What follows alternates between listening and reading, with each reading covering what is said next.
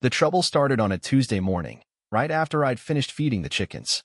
I was walking back to the house, boots muddy and coffee in hand, when I spotted her Margery, HOA board president, full-time busybody, and part-time destroyer of peace. She stood at the edge of my gravel driveway wearing a lemon yellow blouse and that permanent look of disapproval she'd probably been born with. "Landon Vasquez," she hollered like I was a teenager skipping school. "We need to talk about your property." I sighed. I already knew where this was going. Margery had been itching to find something wrong with my little 3-acre farm ever since I moved in last year. My place sat right on the edge of the Oakridge Estates HOA boundary, technically inside it, thanks to a shady annex vote that I hadn't even been notified about. Most houses here had manicured lawns and identical mailboxes. My place? Chickens, a small red barn, and rows of vegetables. "What is it this time, Margery?" I asked, wiping my hands on my jeans. She clutched a leather folder like it contained the Constitution. "There have been multiple complaints about the aesthetics of your property. It's unkempt, unsightly, and frankly, it's driving down the property values." She glanced behind her at the row of identical white houses, especially those with pool views that now overlook your, well, mess. I raised an eyebrow. "You mean my farm?" She sniffed. "Let's not pretend it qualifies as a farm. You have weeds growing next to your corn. Your coop smells." And she flipped through some papers. "There's a clause in the HOA charter about visual harmony. Page 7. "I bought this land fair and square, Margery," I said. "I was here before those pools were even dug. You can't tell me to stop farming." She held up a finger. "You're within Oakridge Estates now, Mr. Vasquez. You missed the vote last year, but the board decided to include your land for the good of the neighborhood. That means rules apply." I felt my jaw tighten. "You mean you decided behind closed doors to rope me in? That's not legal." "Of course it is. It was done by the book," she said, smiling in that fake way that made my skin crawl. "Now, you have 30 days to remove the livestock and clean up the property, or we'll start issuing fines. Daily." I stared at her. "You're gonna fine a farmer for farming." "An unsightly farmer," she corrected, then turned on her heel and strutted back to her golf cart like she just won something. That night, I sat on my porch, watching the sun dip behind the hills. I wasn't mad. Not yet. But I was thinking. And when I noticed how the sun hit the western edge of my field right where her neighborhood's fancy pools sat just beyond my fence line, an idea started to grow. Turns out, sunflowers grow fast and tall. By mid-April, the first green shoots pushed through the tilled soil. I'd chosen a hybrid variety of sunflower that reached 12 feet if you treated it right, and I treated mine like royalty. Double compost, drip irrigation, and a little jazz on the radio while I worked. Plants like music, or so my grandmother always said. Whether it was the tunes or the spite, they took off fast. My western field ran along a modest slope, and at the top of it stood a rusting wire fence, just inside where the HOA had claimed their jurisdiction started. Beyond that, the backyards of 6 identical homes sloped gently downward in a staggered line of concrete patios, artificial turf, and kidney-shaped pools. Every one of them had a direct line of sight to my fields. Or used to. I didn't get any visitors from the HOA for the first week. But by the time the stalks hit 5 feet, I saw movement. A couple of homeowners, mostly men in polos and mirrored sunglasses, loitered near the fence pretending to check sprinklers or sweep pool decks. One of them cupped his hands around his mouth like he was calling to a dog and yelled something I didn't catch. I waved and went back to work. On a Thursday just before sundown, I caught Margery parked diagonally across my driveway, phone in hand. I stepped out of the barn wiping grease off my hands. My tiller's belt had snapped, and I'd been elbow deep in its guts for an hour. "You've installed an obstruction," she said without looking up. I leaned against the fence post. "It's a crop. It's offensive. They're flowers. They're intrusive. They're alive." She finally looked up. "You're deliberately interfering with the view. That's harassment." I stared at her. "You're accusing me of harassing the sky?" She closed her phone and took a breath like she was about to audition for a courtroom drama. "The board is considering escalating this. You may be in violation of the Visual Interference Clause. Section 9, subsection D." I nodded. "You mean the one that says no permanent structure can obstruct common view corridors?" "Yes." "Well," I said, "good thing these aren't permanent. They'll be gone by October, and in the meantime, they're within my property line and not violating any municipal code." She opened her mouth, then closed it again. I tilted my head. You read the municipal code before trying this, right? Her nostrils flared. The board will be in touch. The next morning, someone tried to run their sprinklers through the fence.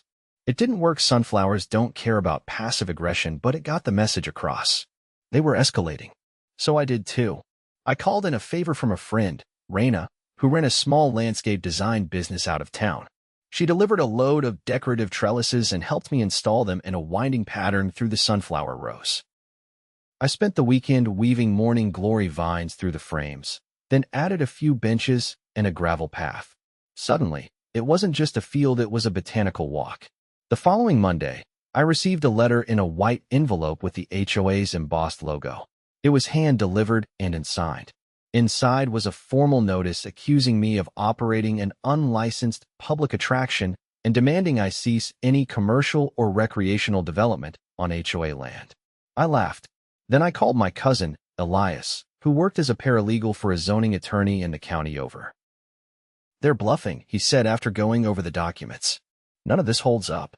They're trying to redefine your private land use as public space through implication. That's not how this works. Can I file something back? I asked. Not just yet, but keep documenting everything. And pull your parcel records, make sure they didn't record anything shady with the annexation. That night, I dug through the county recorder's online database and found something odd. The annexation paperwork had a timestamp from last summer, but no resident vote record attached. According to the HOA's bylaws, any boundary expansion required a supermajority vote from members, followed by a notice period and public hearing. None of that was logged. Just a signed form submitted by Margery and 2 other board members, citing an emergency visual standards revision. I printed everything and drove it to the county office the next morning. The clerk, a guy named Ron, whistled low when he saw it. This is sloppy, he said. They skipped half the process. And that emergency clause doesn't apply to annexation. Can I file a challenge? He nodded. You can file a petition for de-annexation. If you can show they bypassed the procedure, the whole thing's null. I filled it out on the spot. 2 evenings later, Raina and I were sitting on a bench in the middle of the sunflower grove, drinking lemonade, when a sheriff's cruiser pulled up. The deputy stepped out and walked toward us, boots crunching on gravel. Evening, he said, tapping his notepad. Got a call about some sort of nuisance structure? I gestured around. You mean the flowers? He gave a half shrug. Caller claimed you constructed a visibility barrier to spite your neighbors. Said it was a violation of civil codes. I raised an eyebrow. You here to arrest some plants? He chuckled. Nah, I've seen worse. Honestly, looks great. But I do need to make a report. I handed him the de-annexation petition copy and the flawed paperwork I'd printed. You might want to include this in your notes. The HOA's overstepping. He flipped through the pages, then looked up. You filed this with the county already? 2 days ago. He nodded. All right. I'll log it as a civil dispute, but doesn't look like there's anything criminal here. At least not on your side. As he left, he added, between you and me, this place is prettier than any of their backyards. By the end of the week, the sunflowers were a wall of green and gold, thick as a hedge, and almost twice as tall as I was. The HOA sent 2 more letters, one accusing me of soil erosion, the other claiming my plants were causing allergenic disturbances. I ignored them both. Then came the tipping point. A local newspaper reporter showed up on a tip. Apparently, someone had been handing out flyers at the Saturday farmers market claiming I was running an illegal crop maze and inviting people to protest. The flyer included a photo of the flowers with the caption, HOA under siege by planned extremist. The reporter, a woman named Keeley with a sharp ponytail and sharper questions, asked to see the field. I walked her through the path, explaining how the HOA had tried to find me into submission and how I discovered the annexation had been filed without due process. She took notes. So, you're saying they used fake paperwork to claim your land? Not fake, I said. Just improperly filed. They skipped the vote, the public notice, and tried to backdate the record. Why do you think they did that? I pointed to the fence. Because their $1 million pools don't come with a view anymore. And they'd rather rewrite boundaries than admit they built too close to farmland. Her article ran the next morning, Sunflowers versus Suburbia, a farmer fights back. It included a photo of me standing in the sunflower path, arms crossed, with a quote about how beauty isn't exclusive to manicured lawns. That afternoon, the HOA board called an emergency meeting. I was invited. I went. The HOA meeting was held in the Oakridge Estates Community Center, a beige stucco building with plastic topiary balls flanking the double doors. Inside, the fluorescent lights buzzed overhead while the board members sat behind a folding table lined with printouts and bottled water. Margery, naturally, sat in the center, flanked by two other board members I hadn't met before, Ken, who wore a tie with tiny golf clubs on it, and Denise, whose binder was thicker than a law textbook. There were maybe 15 residents seated in the plastic chairs, most of them from the row of homes bordering my field. A few looked curious. One man in the back wore a sun hat and sunglasses indoors, arms crossed tightly. Margery tapped the microphone twice. We're now in session regarding the matter of Mr. Landon Vasquez and the issue of visual impairment and non-conforming property usage. She said it like it was a courtroom. Mr. Vasquez, as a courtesy, the board has agreed to let you speak. Please keep your comments limited to 5 minutes. I stepped up to the lectern they'd set up and set down my folder. I'll be brief, I said. I'm here because the HOA claimed my property was under its jurisdiction without a valid vote, hearing, or notification. I've since filed a petition with the county to reverse that annexation. Until a decision is made, no HOA rule applies to my land. Ken leaned into his mic. We acted within the emergency allowances of Article 12. The board had authority to move quickly to preserve neighborhood standards. Annexing land isn't covered by emergency clauses, I said. You know that. And I've got the county zoning supervisor on record confirming it. You skipped the vote because you didn't think anyone would notice. There was a ripple of murmurs from the chairs. Margery leaned forward.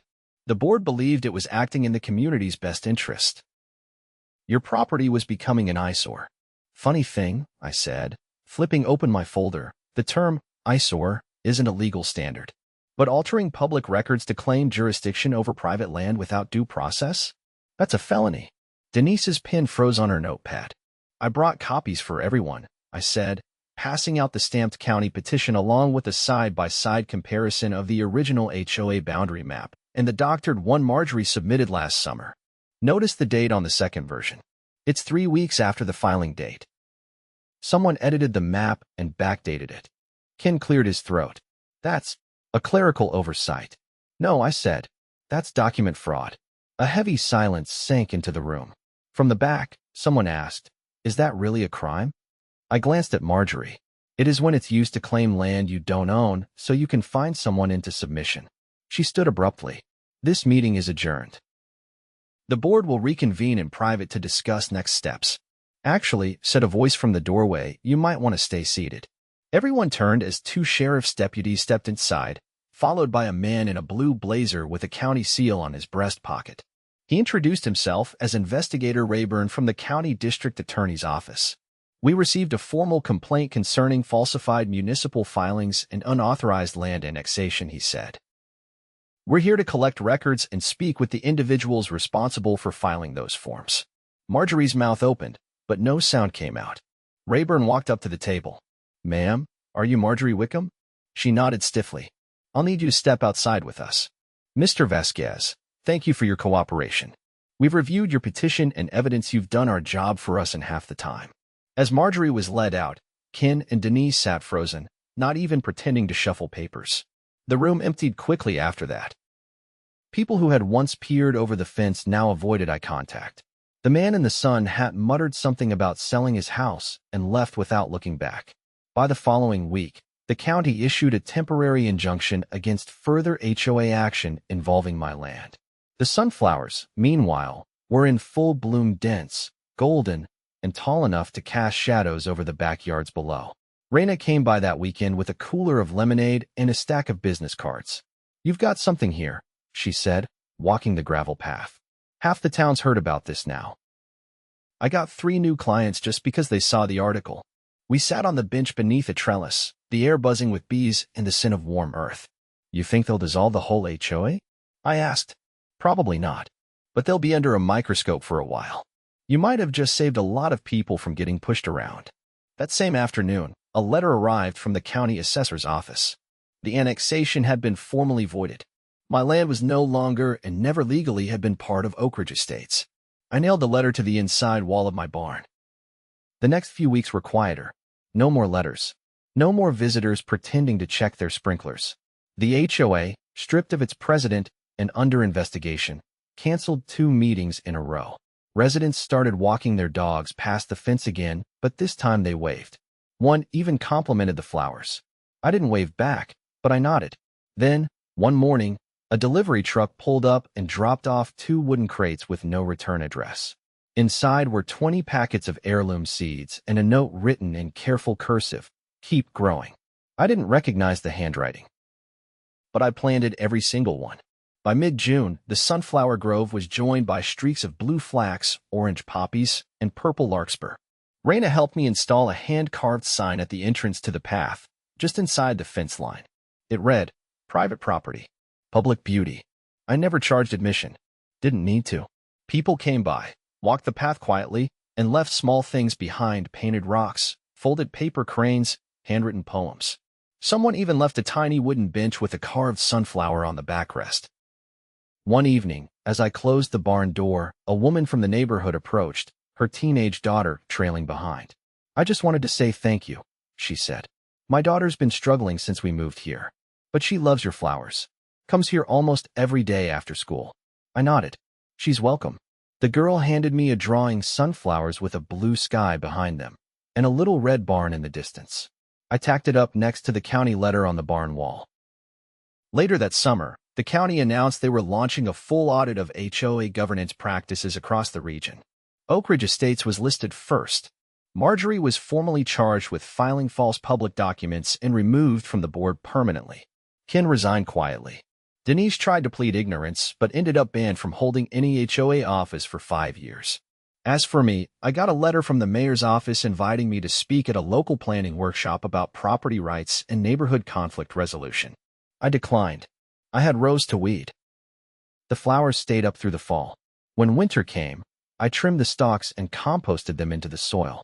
By spring, I was already planting the next wave: cosmos, zinnias, and maybe some black-eyed Susans. But I kept 1 row of sunflowers. Just one, right along the top of the hill, tall enough to remind anyone looking from those backyards that beauty doesn't belong to subdivisions, bylaws, or board votes. It belongs to whoever's willing to plant it and protect it. Spring rolled into summer with a heat that baked the topsoil to a fine crust and made the western slope of my property shimmer beneath the afternoon sun. The flowers thrived in it. Birds nested in the taller stalks, and bees moved in tight patterns like they were painting the air. I'd added a few shaded benches and planted climbing beans along the trellises, which now arched over the gravel path like a tunnel of green. One morning, I was checking the irrigation lines near the edge of the field when a white SUV crept up and parked half in the ditch. A man in khakis and loafers stepped out, clipboard under one arm. "You Mr. Vasquez?" he asked. I scanning the property. "Depends who's asking. Name's Calvin Ortega, County Code Enforcement. I'm here because of a health and safety complaint filed against this property." I stood up straight. "What kind of health and safety complaint?" He flipped a few pages. "Allegations of contaminated runoff from agricultural activity entering the Oakridge stormwater system, supposedly originating from the compost piles near your north fence line." I narrowed my eyes. "That's uphill from the storm drains. Runoff doesn't flow uphill." Calvin gave a non-committal shrug. "I'm just here to verify. Mind if I take a look?" "Go ahead," I said, gesturing toward the barn. He followed me up the slope, clipboard bouncing against his side. We stopped at the compost bins. They were neat, covered, and set on a gravel bed that drained into a swale I'd dug last fall. Calvin crouched, poked at the mulch with a gloved hand, and stood back up. "Looks clean," he said. "No odor, no seepage. Frankly, it's textbook. I've seen school gardens with worse setup." "Who filed the complaint?" He flipped back through his sheet. "Anonymous, but the address listed as impacted is 483 Wisteria Court." I didn't have to ask. That was Margery's house. "Anything else?" I asked. He nodded toward the barn. "Mind if I check your storage area?" They also mentioned improper containment of agricultural chemicals. I snorted and led him inside. My shelves were clean, every bottle labeled and sealed in secondary containment tubs. Calvin took photos, made a few notes, and nodded. "You keep things tight." I worked logistics before farming. Old habits. As he packed up, he paused. "You know you're not the first rural property to get targeted with this kind of thing. Usually it's about noise or pests. But filing a false environmental complaint? That's another level. Is that something the county follows up on? If it's deliberate and documented, yeah, especially if it wastes resources. I pulled out a copy of the original complaint I'd requested from the county's online portal and handed it to him. Notice the signature line. It's got the HOA's letterhead on it. No name, but the form was submitted under their tax ID. Calvin raised his eyebrows. That's bold. Or just sloppy. He tucked it into his folder. I'll pass this to the DA's office. If they're impersonating a regulatory agency, that's not just a complaint, it's fraud. That evening, I installed a new trail camera on the north side of the barn. Not pointed at the flowers this time, but at the small, shaded space between my fence and Margery's backyard.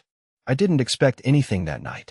But 3 mornings later, I reviewed the footage and saw her. Dressed in a visor and athletic jacket, she crept along the edge of her property in the early hours before sunrise.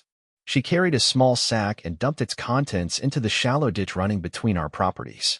Then she pulled out her phone, took several photos, and walked back inside. I checked the spot after breakfast. It reeked.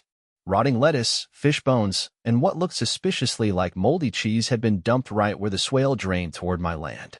It was a setup. If I hadn't seen it myself, I might have believed the runoff was mine. I called Deputy Ramos, the same officer who'd visited months ago. He swung by that afternoon, reviewed the footage, and nodded grimly. She's trying to fabricate evidence, he said. That's tampering. And if she submitted photos to a county agency under false pretenses, it's also filing a fraudulent environmental report. Enough to press charges? He nodded. We'll take it from here. The next day, county health officials arrived with collection kits. They gathered samples from the ditch, the compost pile, and the runoff path. A week later, the lab confirmed the contamination originated from discarded household waste, not anything agricultural. I didn't hear the news directly. I found out when a county marshal arrived with a search warrant for Margery's property. Neighbors gathered as deputies combed through her garage and office. Boxes were removed, a desktop computer confiscated, and a locked drawer pried open. Within the hour, she was escorted out in handcuffs. I didn't watch her go. I was busy transplanting tomatoes. Later that evening, I received a call from the assistant district attorney assigned to the case. She confirmed what I'd suspected. Margery had forged multiple documents under HOA letterhead, submitted falsified complaints, and tampered with environmental evidence. The county was pursuing charges for fraudulent misrepresentation, illegal dumping, and obstruction of a government investigation. The HOA board scrambled. With 2 members already gone and Margery under arrest, the remaining volunteers resigned. County officials stepped in and froze the HOA's operations pending a full audit. A temporary oversight committee was appointed, a mix of residents and municipal advisors. For the first time, Oakridge Estates was being run transparently. The new committee reached out to me politely this time. They offered to host a neighborhood event in the Sunflower Walk, a gesture of goodwill and maybe a bit of image repair. I agreed, under one condition: no speeches, no banners, and absolutely no HOA branding. They agreed. The event was held on a mild Saturday morning. Kids ran through the trellises, chasing butterflies. Local musicians set up by the barn and played acoustic folk tunes. Raina brought lemonade and set up a booth with free flower seedlings. Even the mayor showed up, quietly, with his wife and a wide-brimmed hat pulled low. I stayed busy refilling water jugs and guiding guests through the bean tunnel. A teenage boy asked if he could bring his sketchbook and sit in the shade. I told him he could stay as long as he wanted. By sunset, the last of the guests had left, and the field was quiet again. I stood in the middle of the path, watching the light turn gold on the tops of the tallest sunflowers. A new sign had been installed at the front gate, donated by one of the neighbors who used to glare at me from their patio. It was carved from reclaimed wood and read simply, "Grown with purpose." I never heard from Margery again. Word was, she'd taken a plea deal, paid restitution, and moved to a condo 2 counties away with no yard and no board to run. The HOA was eventually restructured with a new name and new bylaws focused on transparency. They shrunk their boundaries, to voluntarily releasing my parcel from any future claims. The de-annexation became permanent, this time with unanimous support. Life settled into a quieter rhythm. The crops rotated. The sunflowers came back each spring. And the fence stayed up not to keep anyone out, but to remind everyone where the lines were and why they mattered. The land was mine again.